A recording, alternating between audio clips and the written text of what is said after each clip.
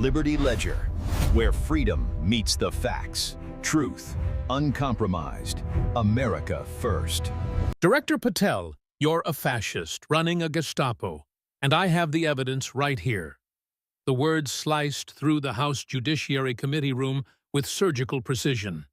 Every syllable was perfectly timed to make the biggest impact on the millions watching at home. Alexandria Ocasio-Cortez stood behind her microphone like a prosecutor presenting her case to a jury of Instagram followers. Her red Valentino blazer, the one her stylists promised would dominate the visuals, glowed under the lights as she held up a stack of documents. These leaked FBI memos show your systematic targeting of progressive members of Congress. She kept going, her voice getting louder with every new claim. Surveillance, infiltration, persecution, all because we have the guts to challenge the status quo. This isn't law enforcement, Director. This is authoritarian suppression. And I've got the receipts. Behind her, her team was perfectly positioned for the best camera angles. The young, stylish, and diverse group nodded along in synchronized outrage. 3 of them were streaming live at once, their headlines screaming, "AOC destroys fascist FBI boss," and exposing the police state. Kash Patel sat perfectly still at the witness table, looking intentionally plain. He was just a middle-aged guy in a department store suit that had definitely seen better days. His hands were flat on the table, showing none of the defensive body language her team had expected. He watched her performance with the bored interest of someone watching a rehearsal for a play he already knew by heart. The American people have a right to know.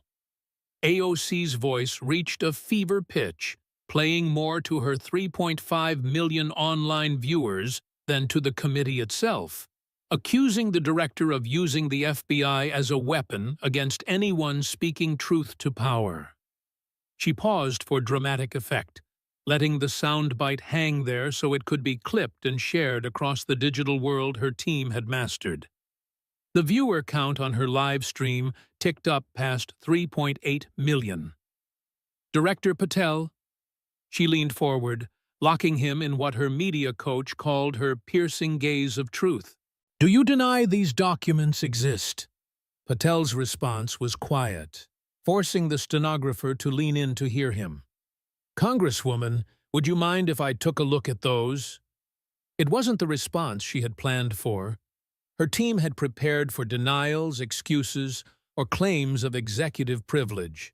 But this simple request somehow shifted the energy in the entire room. The American people deserve to see these documents. Congresswoman, his interruption was soft but firm. If you're accusing me of signing something, I should at least be allowed to see it. A flash of annoyance crossed AOC's face before her media training took over again. These documents speak for themselves. Actually, they don't. Patel stood up slowly, pointing out that the FBI watermark on those papers was from a 2019 design. I didn't even become director until 2025. Those documents are fakes. You could feel the energy in the hearing room shift instantly. The comments on her live stream, which had been flying by moments ago, suddenly started to slow down. Question marks started appearing among all the fire emojis. Patel continued, his voice devastatingly calm. Forging federal documents is a felony, but let's put that aside for a moment. He reached for the briefcase next to his chair, its FBI seal catching the light. Let's talk about real documents. The locks popped open with mechanical precision. Inside, 5 folders were lined up perfectly, each with a handwritten label. Met Gala Deception. Robert's Scheme. Capital Mythology. Green New Deal Grift. And the Yorktown Files. He picked up the first folder as carefully as a surgeon choosing a scalpel. You mentioned receipts, Congresswoman, he said, looking up with an expression that held no malice or pride. just the calm patience of someone who had done their homework. What a coincidence. So did I. He opened the folder. Let's start with fashion, shall we? After all, you certainly made a statement with your wardrobe choices. Tax the rich, written right across the back of a designer dress. Bold, memorable, and borrowed, as you put it. AOC's hand, still clutching her fake documents, shook almost imperceptibly, but the cameras caught everything. They always did. Or was it? The folder didn't reveal the explosive classified files you'd expect from an FBI director, but something much more ordinary and way more damaging: receipts. There were dozens of them, organized with the meticulous care of a forensic accountant building a case, one designer handbag at a time. September 13th, 2021. Patel began, his voice as flat as if he were reading a grocery list instead of ending a political career. The Met Gala in America, a lexicon of fashion. You attended as a guest of the museum, wearing a designer dress with "Tax the Rich" emblazoned on the back. It was a bold declaration regarding the gap between the rich and the poor. The press absolutely devoured it. Your fans hailed the moment as legendary. He pulled out a photo. That now classic shot of AOC climbing the steps of the Met, her slogan clear for the whole world to witness. You informed the media that the gown was simply a loan from designer Aurora James. Channeling Cinderella, you claimed it had to be returned by the stroke of midnight. The hearing room went dead quiet, save for the rustle of paper as Patel pulled file after file from his briefcase. Here is the actual loan contract bearing your signature. He went on, setting the agreement down on the table. These are typical terms for a borrowed dress worth $35,000. It clearly states a return deadline of September 30th, 2021. And there is your signature right at the bottom. He stopped for a second, letting the gravity of the paperwork sink in before reaching for the next one. This next one is an email sent from Aurora James to your Chief of Staff on October 15th, 2021. The subject line reads, "Return of the Met Gala Dress." Shall I read it aloud for you? Without waiting for an answer, he read, "Hi, team. I'm just checking in on that dress. My studio really needs it returned for our permanent collection. Could someone please arrange for the return sometime this week?" It was a pretty straightforward request. A string of even more urgent emails followed after that. October passed, then November, then December. The designer's tone slowly evolved from polite nudges to obvious irritation. By the time January 2022 rolled around, Patel pointed out that Ms. James had called in the attorneys. This is a formal legal demand for the gown's return or a check for its full retail price. But this is where the story takes a turn. He held up another piece of paper. This one featured the letterhead of a prestigious law firm. This was your official response through your legal team. You argued the dress was actually a gift rather than a loan, claiming the designer had verbally agreed to donate it once she saw all the press coverage. Ms. James, however, says otherwise. She doesn't have a single record of any such deal. But let's go a bit further, Patel continued while grabbing some financial records, because the dress was only the tip of the iceberg. Here are the receipts from that very same evening. A pair of Hermes shoes worth $4,800. You said they were borrowed, yet they were never sent back. $12,000 in majory jewelry, also borrowed, and never returned. A $5,900 Judith Labor clutch, also on loan. And now, the pattern is impossible to ignore. The mounting total flashed up on the display screen in the hearing room. $57,700 for a single night's attire. All of it on loan. None of it ever given back. Then Patel spoke up, his voice sounding much sharper. This might look like a simple case of theft, designer welfare fraud, if you will. But it's the recurring habit that worries me, as this wasn't your first or last time playing this game. He lifted a bound report as thick as a telephone directory. My team has documented every single time you've borrowed high-end items for public appearances, galas, movie premieres, and even campaign rallies. The grand total of missing items comes to 247. The combined value is a staggering $3.2 million. A wave of gasps spread across the room. Over on AOC's live stream, the numbers were beginning to dip. But the people still watching were locked in, with comments scrolling by in a frantic blur of shock and letdown. But this is the point where simple theft turns into flat-out corruption. Patel kept going, pulling out a fresh stack of files. These records show wire transfers from your campaign and various packs straight to these very same designers. And it wasn't to pay for the clothes. Remember, those were supposedly just on loan. Wait, no. These payments are categorized as things like consulting fees, event planning, and voter outreach coordination. The meaning was obvious before he even had to say it. There's no way you could afford this wardrobe on a congressperson's paycheck. And using campaign money to buy them would be strictly against the law. That would be a crime. So, you cooked up a scheme. Borrow the designer gear, keep it forever, and then find creative ways to funnel cash to the designers through back channels. He extracted one especially incriminating email thread. This is a conversation between your finance director and Aurora James's business manager. Your finance head writes, "We can't cut a check for the dress directly, but what if we just bring Aurora on as a campaign consultant? She doesn't actually have to do any consulting work.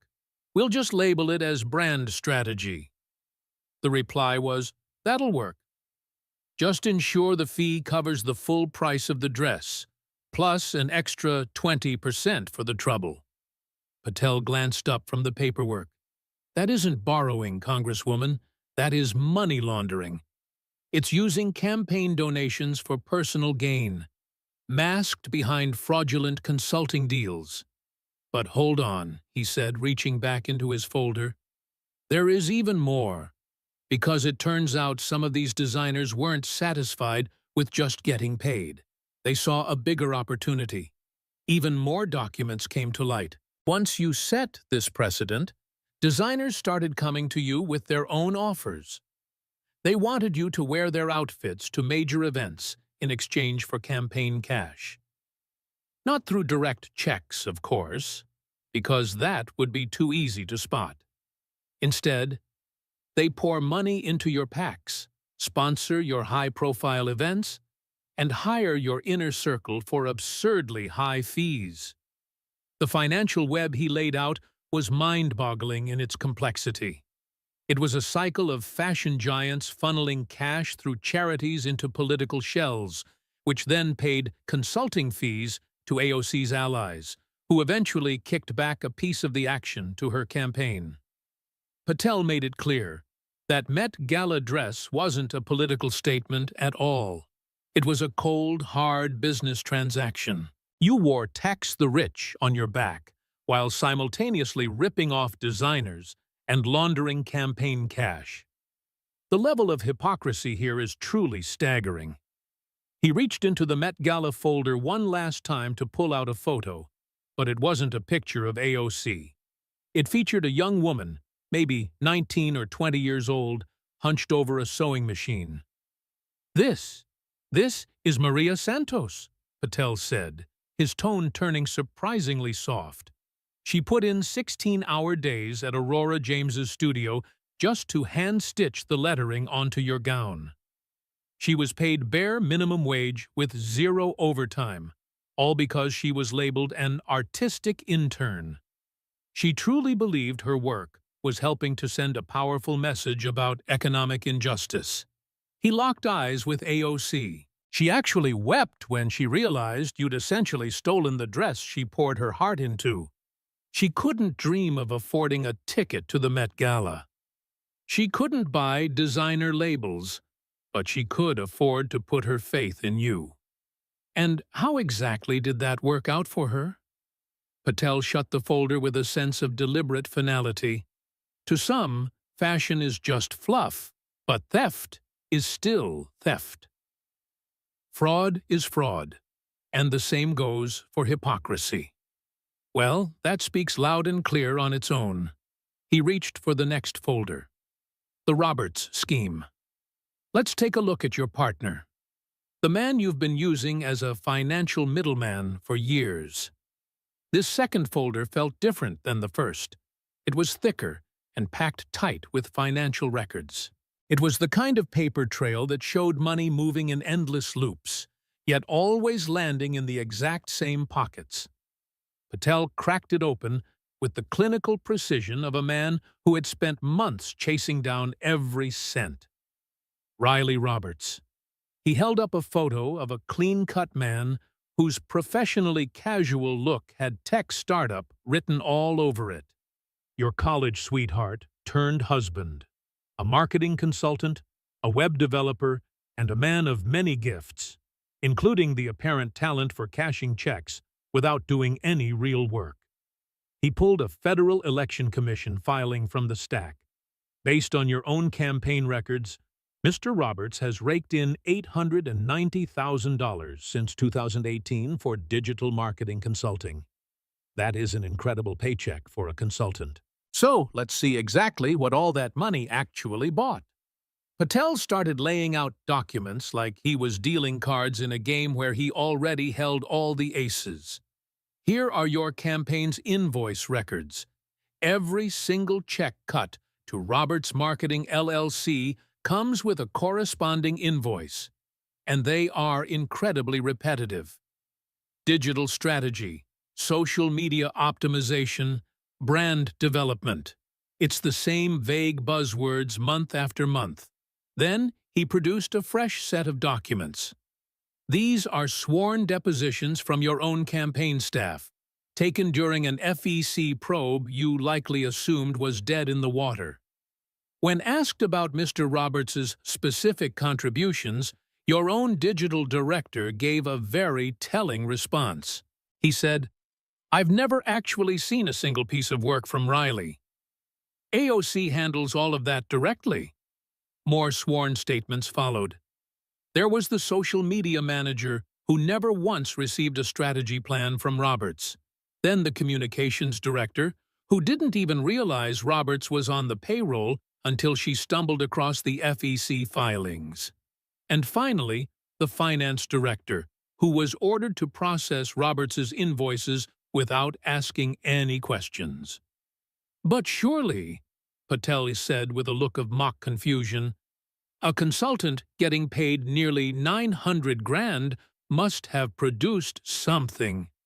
Some blueprints, some marketing plans, maybe even just a PowerPoint deck." He made a big show of digging through the folder before finally pulling out a lone sheet of paper. This is the whole thing, the grand total of Riley Roberts' entire career as a consultant. A single email suggesting that you should probably post on Instagram more often. The date, January 2018. 8 words of consulting for $890,000. That works out to over $100,000 per word. Quite an impressive rate. A wave of nervous laughter rippled through the hearing room. Even some of the Democrats on the panel were starting to squirm in their chairs. But now, let's track where that money actually ended up. Patel kept pulling out bank records. These are the records for Mr. Roberts' business accounts. Your campaign payments land in there like clockwork. And then, just days later, that cash is funneled into personal accounts to pay for things that have absolutely nothing to do with political consulting. The list that followed was damning in its sheer ordinariness. Rent for a high-end luxury apartment, lease payments on a brand-new Tesla, dinner tabs at restaurants where a single meal costs more than a week's pay for most Americans, and lavish vacations to destinations that definitely weren't campaign stops in Iowa or New Hampshire. To summarize, Patel concluded, essentially, your campaign was footing the bill for your boyfriend's life. That isn't consulting, it's embezzlement. But the situation gets even uglier. He produced a fresh set of papers, these ones stamped with official corporate seals. It appears Mr. Roberts wasn't satisfied with just cashing campaign checks, as he decided to scale his operations.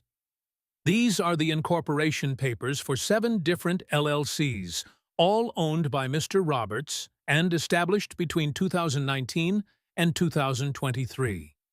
The names of the companies flashed across the screen: Progressive Digital Solutions, Green New Media, Social Justice Strategies, Future Forward Consulting, each name as hollow and vague as the invoices they would eventually send out. Can you guess who the main client for all these firms was? Patel asked with sharp irony.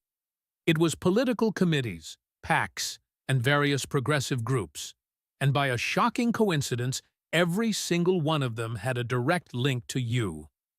The web he laid out was complex, but the underlying motive was impossible to miss. Any organization looking to get close to AOC would simply hire one of Roberts's companies for consulting. The work was as vague as his campaign efforts, but the payments they received were undeniably real. Patel read from the records, noting that Justice Democrats funneled $240,000 into Progressive Digital Solutions for movement-building strategies. The Sunrise Movement handed over $180,000 to Green New Media for climate communication planning. Brand New Congress paid Future Forward Consulting $320,000 for organizational development. In total, organizations seeking influence with you moved $3.7 million into entities controlled by Roberts. And what exactly did that money buy them? It bought meetings, helpful tweets, and legislative backing. And then he showed an email that left the committee members in stunned silence. This message was sent from the executive director of a major environmental group straight to Riley Roberts. It read, "Riley, we need AOC to co-sponsor the carbon tax bill. What's your consulting price for making that happen?" Roberts replied, "The standard rate is $50K for legislative support, or $75K if you need her to take the lead." "Your partner," Patel said, looking directly at AOC, "was selling your vote, essentially putting a price on your office and auctioning it off to the highest bidder. But here is where this transforms from simple corruption into a criminal conspiracy," he added, pulling out a stack of phone logs. "These are text messages between you and Mr. Roberts, all obtained through a legal warrant. It turns out you weren't just a bystander to this operation. You were the one running it." He began reading the exchanges aloud. AOC to Roberts, "Greenpeace wants a meeting. Tell them it's $25K to the firm first." Roberts replied, "Isn't that a bit too obvious?" AOC's response, "Just make sure the invoice says strategy and not access." Then another exchange appeared. Roberts, "The nurses' union only offered $30K. AOC, tell them it's $50K or I'm completely booked solid." Roberts joked, "You're getting really good at this." AOC, "I just learned it from watching The Establishment." "We're just better at covering our tracks." Patel laid the phone records aside. "You didn't come here to disrupt the system, Congresswoman. You perfected it. You took every dirty trick in politics, the pay-to-play, the kickbacks, and rebranded them for a millennial audience. You used your boyfriend as the middleman, Instagram activism as your smokescreen, and progressive slogans as your armor." He then pulled one final document from the Roberts folder. This is a formal whistleblower complaint filed by a former staffer at one of Roberts's front companies. She took the job thinking she'd be doing real work for progressive causes. When she realized no actual work was being done, that it was all just a front for selling access to you, she walked away and blew the whistle. Her testimony is absolutely devastating. She stated, "I was ordered to create fake reports to cover up the payments. When I refused, Riley Roberts told me, nobody is actually reading these things. They're just paying for AOC's backing. The reports are just for the lawyers in case anyone starts asking questions. I realized I was part of a bribery ring and left on the spot." Patel snapped the folder shut. $900,000 in campaign funds were siphoned off. Another $3.7 million in kickbacks flowed through your husband's shell corporations. You turned your private relationship into a criminal racket, and your marriage into a money laundering machine. He then reached for the third file, labeled Capital Mythology. Now, let's talk about how you transformed a national tragedy into a personal cash cow.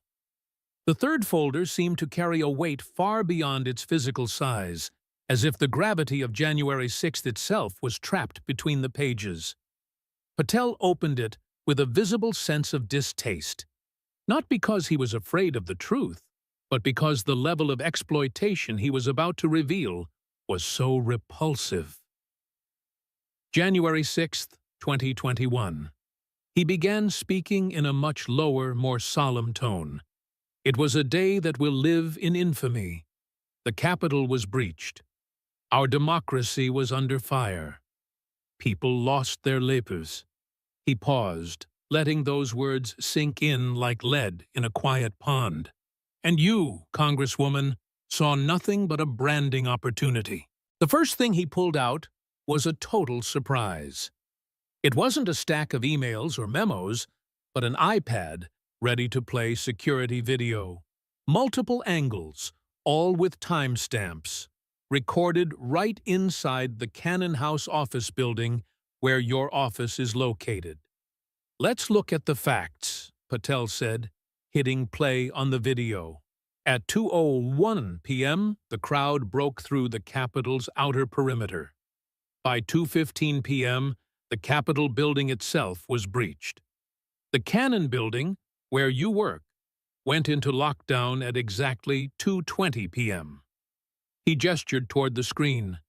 "There you are, just strolling through the Cannon hallways without a care in the world.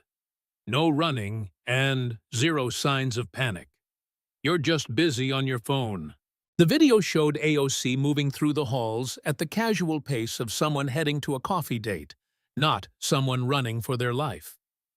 She was talking with her hands and even laughing every now and then. "Your office is in Cannon 229, Patel pointed out, but the rioters never even set foot in the Cannon building.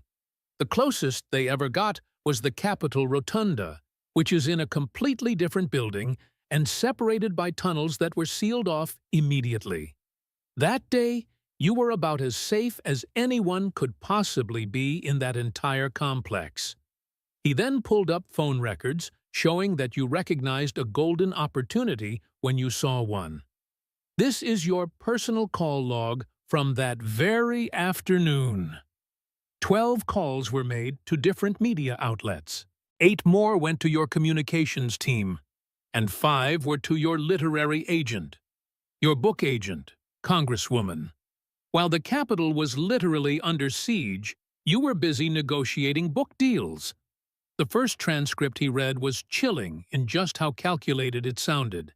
AOC to her agent at 2:47 p.m. "This is huge, even bigger than we ever imagined. I need you to start pitching a survivor memoir right this second. We have to strike while the iron is still hot." The agent asks, "Are you safe?" "This seems," AOC replies, "I'm totally fine. I'm in a different building altogether, but that's not what the story is. The story is that I survived an assassination attempt. We need to get moving on this today." Patel looked up from the page. "Attempted assassination? You knew perfectly well you weren't in danger, but you were already spinning a narrative. And that narrative was about to become incredibly lucrative. He laid out a set of photos, but these definitely weren't from a security camera. These were high-end professional shots with dramatic lighting, showing AOC posing in fear and defiance. In some shots, she was cowering behind a door. In others, she was standing strong in empty hallways. These were actually taken on January 7th, Patel noted.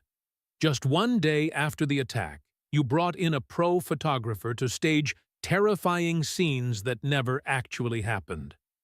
This invoice proves you paid him $15,000 for documentary services. But he wasn't recording history. He was creating the version of history you wished people saw. The metadata on those files told the real story. Every single shot was clearly staged. In one photo, the reflection in a window reveals 3 assistants adjusting the studio lights. In another, a makeup artist is caught touching up AOC's face between takes. But that photo shoot was only the beginning of the plan. Patel then laid out a timeline of every media appearance AOC made after January 6th. Within a week, you were on every major news channel sharing your harrowing survival story. Let's take a look at the highlights. The clip that followed showed a masterclass in how to exaggerate a story. In those first interviews, AOC just mentioned being a bit worried about her safety. By the third time she told it, she was describing hiding in a bathroom, supposedly convinced she was going to die. By the 10th interview, she was claiming she heard rioters hunting for her and specifically shouting her name. But none of that ever happened, Patel said bluntly. Security audio from the Cannon building didn't pick up any of that. No rioters, and definitely no one calling your name. The only thing on the tape were security officers calmly and professionally doing their jobs. He then pulled out the financial files, revealing that your growing story had a very specific goal. It was all about the speaking fees. In just 1 month, your fee per appearance skyrocketed from $20,000 to $100,000. Your main topic was surviving Democratic trauma, my January 6th story. The list of bookings was a mile long. You had universities paying 6 figures just to hear about your survival. There were corporate diversity events, international conferences on the resilience of democracy. Each one was paying for a story that was, at best, a wild exaggeration, and, at worst, a total lie. Let's look at the total earnings from those appearances. Patel added it all up. $4.2 million, a $1.5 million book advance for The Day They Came for Me, and a Netflix documentary deal worth another $2 million. You turned a tragedy where you were never at risk into a $7.7 million payday. He then produced therapy records that, while redacted, were clearly official. You also claimed to be suffering from PTSD, using it as an excuse to skip votes and committee meetings. But look at these billing records from your therapist. You only went to 2 sessions in total. According to the notes, you spent the entire first session asking how to milk a therapeutic narrative for the media. For the second session, you simply requested proof of a PTSD diagnosis without any follow-up treatment. But Patel said, as he pulled out one last paper, the most damning evidence of all is this text from January 5th, the day before the attack. It was sent from you to your chief of staff. The Trump rally tomorrow is going to be wild. If anything happens, we have to be ready to control the narrative. This could be our Reichstag fire moment. The chief of staff replied, "That seems dark." You responded, "Dark times call for dark strategies." Have the media team standing by. If something goes down, I want to be the face of the resistance by tonight. Patel set the messages down. You were already planning to exploit a tragedy before it even started. When it finally happened, you carried out your plan perfectly. You turned death into a paycheck, marketed the chaos, and made a profit off pain you never actually felt. 5 people lost their lives on January 6th, he continued, his voice turning cold. Brian Sicknick, Ashley Babbitt, Roseanne Boyland, Kevin Greason, and Benjamin Phillips. While their families were in mourning, you were calculating your speaking fees. While officers were dealing with real trauma, you were busy booking photo shoots. While democracy was under fire, you were negotiating book deals. He shut the folder with total finality. You turned a national catastrophe into a personal brand. That isn't about survival. That is sacrilege. His hand then moved toward the 4th folder. The Green New Deal grift. Now, let's look at how you turned climate activism into a game of insider trading. The 4th folder was packed with proof of how environmental hopes were twisted into financial scams. Patel opened it with the calm precision of someone ready to show how idealism was used for profit. On February 7, 2019, he began, holding up a clean copy of House Resolution 109. You introduced the Green New Deal as a bold new vision for America's climate future. These 14 pages were meant to reshape the economy, rethink energy, and change how we move. The markets took notice instantly. Traditional energy stocks tanked. Renewable energy companies went through the roof. It was total chaos and a massive opportunity. He stopped for a moment, looking AOC straight in the eye. Most people saw a new policy proposal. You saw an insider stock tip. The first documents he showed were trading records full of transactions that followed a very clear pattern. These are SEC records from a trading account belonging to your college roommate, Sarah Martinez. The timing of these trades is very interesting. It was February 4th. Just 3 days before you announced the Green New Deal, she bought $400,000 worth of call options for renewable energy. And these were very specific companies, too. They weren't the big names everyone knows, but smaller firms that just happened to be mentioned in your resolution. The list was quite extensive. SunPower, Bloom Energy, Plug Power, and Ballard Power Systems, all companies that would see their stock double or triple after the Green New Deal was announced. Patel noted dryly that your roommate, a kindergarten teacher making $55,000 a year, suddenly had $400,000 to gamble on complex derivatives. When the SEC asked, she claimed it was an inheritance, but he had another document ready to go. Her last living grandparent passed away back in 2012. There was no inheritance. The money trail actually leads to a series of structured deposits meant to fly under the radar. It's a classic move for laundering money. But let's see how she actually did with her investments. Patel then pulled up a profit chart. You announced the Green New Deal on February 7th. By February 8th, her positions had jumped by 340%. She sold off everything immediately. Her total profit was $36 million. That is incredible timing for a teacher who claimed she'd never even traded options before. He then produced text messages taken from Martinez's phone. Except, it turns out she wasn't acting alone. These messages between you and her tell a very different story. On February the 3rd, you texted her to buy calls for Plug and another company. You told her to go big and trust you. She wrote back, asking if this was even legal. You told her it wasn't insider trading because it wasn't corporate info. You claimed political intelligence is a different ballgame. You said everyone does it. Everyone does it. Patel repeated your excuse for securities fraud. But you weren't satisfied with just one person trading for you.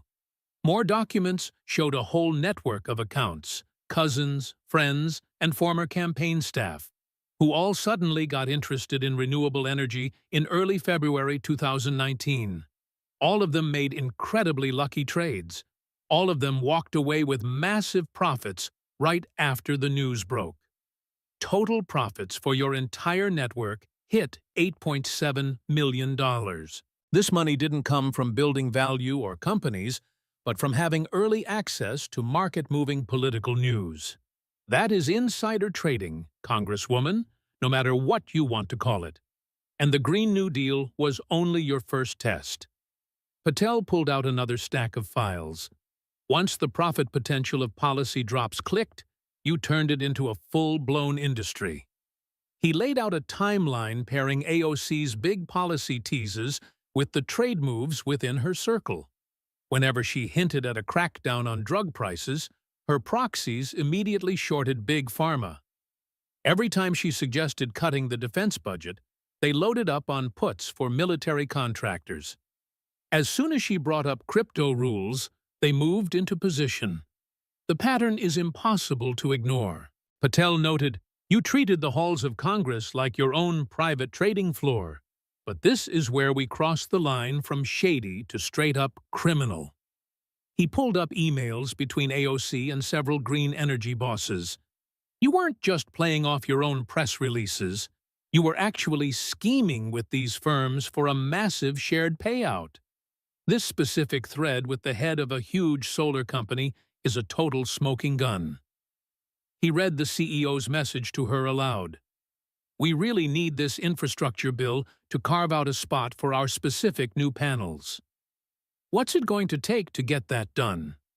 AOC replied that some generous support for her movement and investment tips for her associates would be required. "I'm sure we can handle both," the CEO answered. He noted their stock would probably triple if the bill cleared. AOC replied, "Good to know. Very good to know indeed." Just 2 days later, Patel pointed out, her network dropped $2.3 million on call options for that very company. The specific clause made it into the final bill. The stock value tripled overnight. Your inner circle walked away with $6.9 million in profit. The CEO's company landed billions in taxpayer-funded contracts. It was a win for everyone except the American taxpayers and anyone playing by the actual market rules. But the corruption went even deeper than that.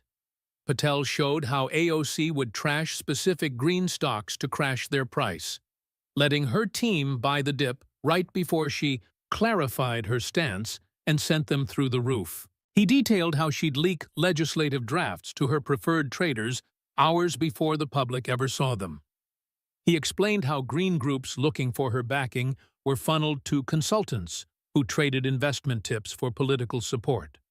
But Patel claimed the most disgusting part, while pulling out more files, was how she actually killed real environmental progress just to make a buck. He produced messages proving she'd gutted nuclear power provisions, not because of safety, but because she was heavily betting against nuclear stocks. He showed how she tucked poison pills into bills destined to fail after making sure her network was poised to profit from that failure. He described how she used fiery rhetoric to stir up market volatility, basically turning the Green New Deal from a climate plan into a market-rigging scheme. "This is a clip from a Miami fundraiser back in February 2023, Patel said, hitting play on his tablet. AOC's voice came through loud and clear, addressing a room she obviously thought was on her side. "The great thing about the Green New Deal is how flexible it is. We can shift the markets with one tweet or flip an entire industry with a single press release. My friends have pulled in millions just by watching what I'm about to announce. And the kicker is, it's all perfectly legal. We aren't using corporate secrets. We're trading on the very future we're building." Patel cut the audio. "Trading on the very future you're building. That isn't public service, Congresswoman. That's a racketeering operation. You transformed climate activism into a criminal racket, swapped environmental policy for insider trading, and used the dreams of young activists to line your own pockets." He drew one last document from the pile. This is a letter from Greta Rivera, a 22-year-old activist who sank her entire life savings into green energy because she believed in your Green New Deal speeches. She lost every penny when you suddenly flipped your stance on key clauses, crashing the whole sector. She wrote to you, asking why you'd betray the cause. Your office basically told her that market risks are just part of investing. They claimed no one should be trading based on political talk. Except that's exactly what you were doing, what you were setting up, and exactly how you were getting rich. Patel snapped the folder shut. The estimated take from Green New Deal insider trading is $47 million, not earned from saving the earth, but from rigging the game. You didn't change environmental policy, you just figured out how to sell it. He reached for the very last folder. The Yorktown Files. It's time to talk about who Alexandria Ocasio-Cortez actually is. And I'll give you a hint. She's not just a bartender from the Bronx. This last folder was slimmer than the rest, but it held the heavy truth of a completely faked identity. Patel opened it like an archaeologist digging up a massive, foundational lie. Every single document was like a fossil, proving how the lie evolved. After all, every hero needs a good origin story, he began, his voice carrying the rhythmic flow of a master storyteller. Batman had Crime Alley to define him. Spider-Man had that fateful radioactive spider bite. And Alexandria Ocasio-Cortez, well, let's take a look at what her story actually was. He held up a campaign flyer from 2018, the year of AOC's big breakthrough. It was an iconic image. A young Latina woman in a working-class New York neighborhood, encircled by a diverse group of supporters. You could even see the elevated subway tracks running in the background. The text on it read, Alexandria Ocasio-Cortez, bartender, Bronx native, and champion of the people. It's a powerful narrative, Patel admitted. A working-class woman of color claws her way from mixing drinks all the way to the halls of Congress. It's almost too perfect, like a modern myth, which really should have been our first red flag. Then, he pulled out an official property record. This is the actual deed for 234 Crestwood Avenue in Yorktown Heights, New York. It was bought in 1991 by Sergio and Blanca Ocasio-Cortez for $355,000. Now, for anyone who doesn't know, Yorktown Heights is definitely not the Bronx. It's located in wealthy Westchester County. The median household income there is a cool $137,000. It's a place where executives and high-level professionals raise their kids, not where bartenders scramble to pay the rent. The next piece of evidence was a school enrollment record. She graduated from Yorktown High School in 2007.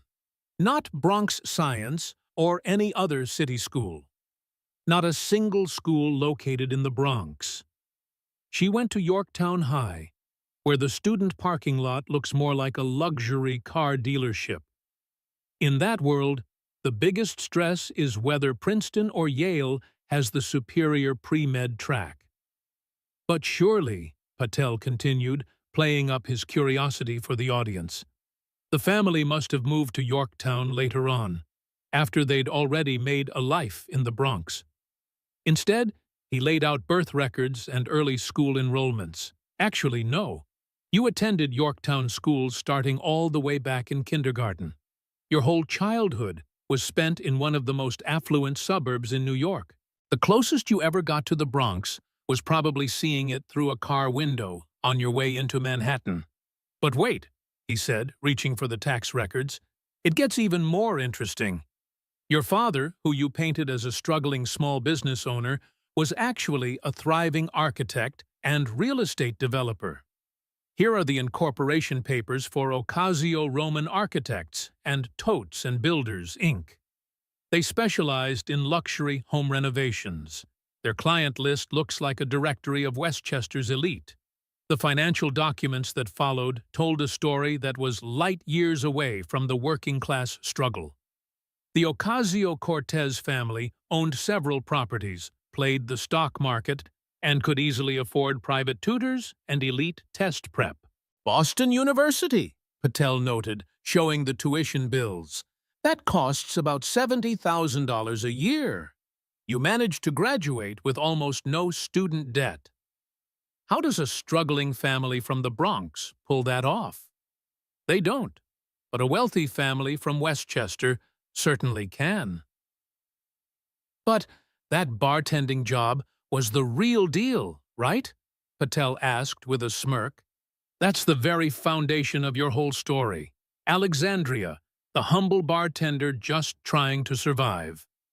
He then pulled up the employment files from Flats Fix Taqueria. You worked a grand total of 6 shifts over a 4-month span. You were pulling in an average of $500 in tips a night. That's not the life of a struggling worker.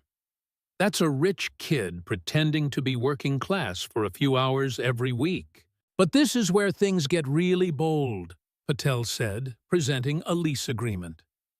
This lease is for Apartment 7B at 1711 Palmetto Street in Bushwick. You told everyone this was the place where you were scraping by while bartending. There's just one problem. You never actually lived there. The lease was in a different name, Sarah Chen, a real full-time bartender at Flats Fix. Ms. Chen has actually signed an affidavit, Patel explained. You paid her $3 grand just to use her place for photo ops and to use her address as your own. She was under the impression it was all for some art project. She was stunned later on to see her home and her life story being passed off as yours. Private texts between AOC and her campaign manager shed light on the whole setup. We need more photos that look like a struggle. Can Sarah clear out of her place for a couple of hours? Make sure there's some ramen in the pantry and throw some bills on the table. It has to look real. But maybe the most cold-hearted lie of all, Patel said, his tone turning sharp, is the one about your grandmother. He showed photos that AOC had shared online of a rundown apartment with ceiling leaks, claiming it was her grandma's place in the Bronx where she spent part of her childhood.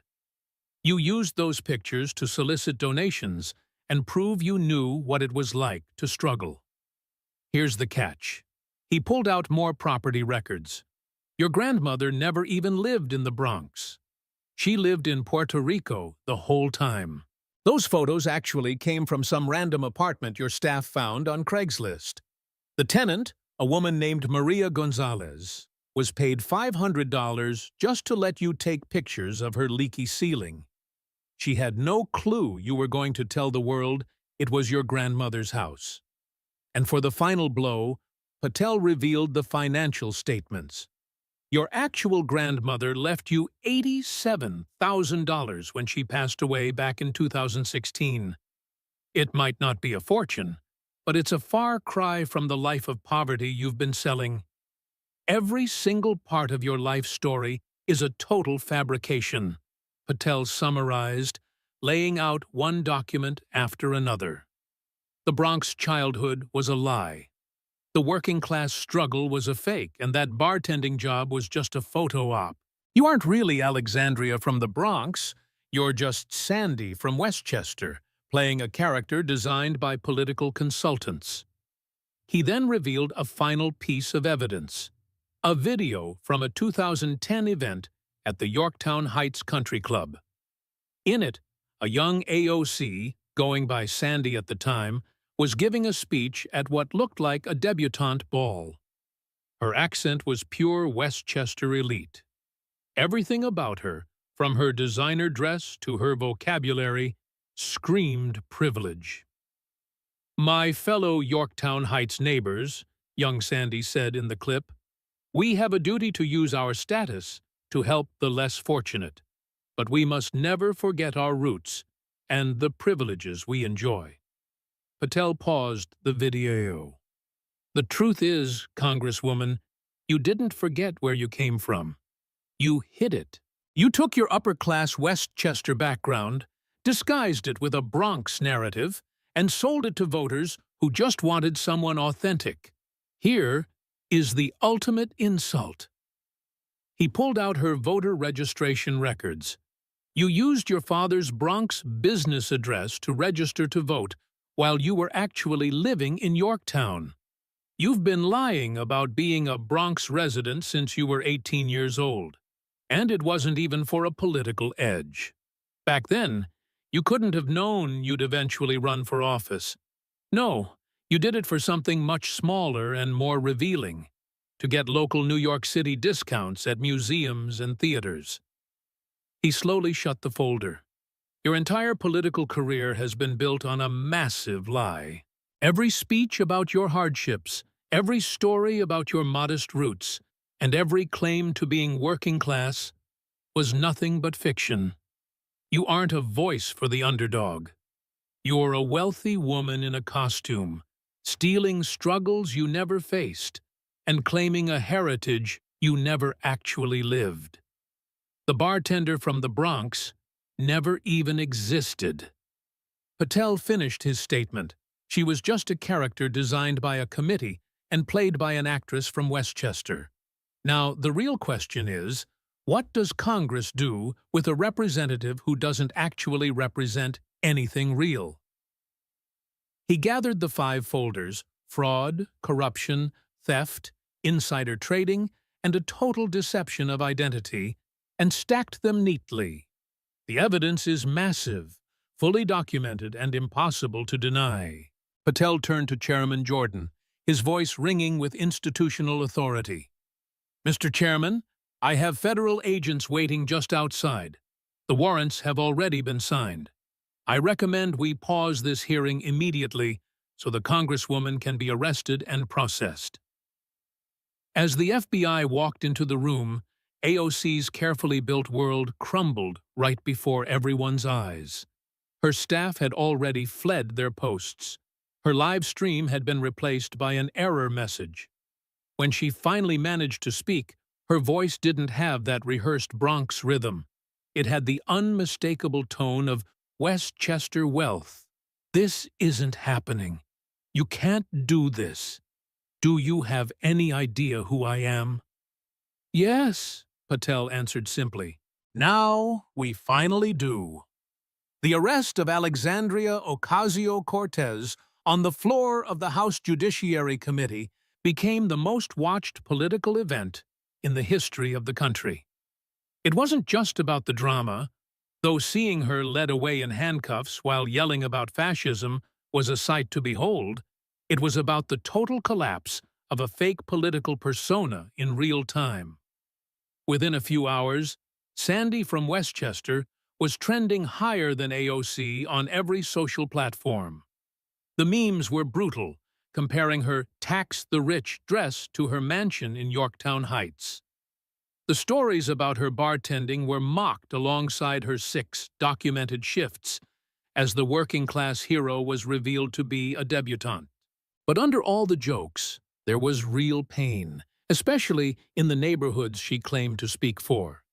In the Bronx, the reaction was absolutely explosive. Local leaders who had supported her felt completely betrayed. Young activists who looked up to her realized their hero was nothing but a hologram. Maria Santos, the seamstress who worked on that Met Gala gown, became an accidental voice for everyone who felt cheated. She didn't just steal clothes, she said. She stole our stories, our struggles, and our truth. The political shockwaves were felt across the entire country, not just New York. Democrats dropped her incredibly fast, even the ones who had built their own careers by associating with her. The squad fell apart overnight as the other members scrambled to distance themselves and prove they were actually authentic. The stock market, reacting to the news of insider trading, saw its most chaotic day in years. The AOC portfolio, stocks that had suspiciously surged right before her policy shifts, crashed hard as investors realized the party was over. The SEC just launched an emergency probe into dozens of shady trading patterns linked to political leaks. Riley Roberts was caught at JFK trying to catch a flight to Switzerland, apparently thinking he could access his crypto millions from overseas. Travelers live-streamed his arrest as he sobbed, insisting he was just following Sandy's orders. Sorry, I meant Alexandria's.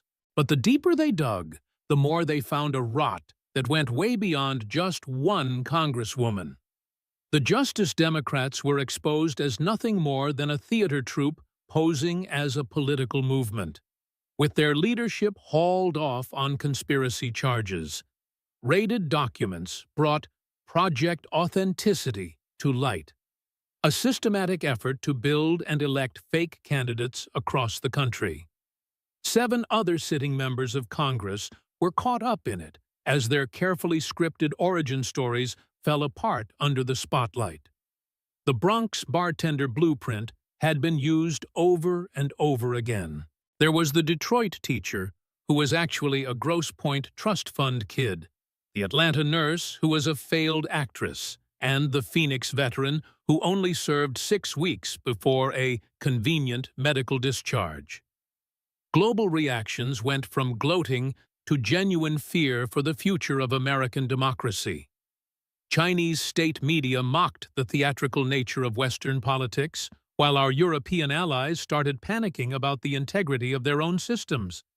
Everyone was asking the same thing. If they could manufacture AOC, who else was just acting?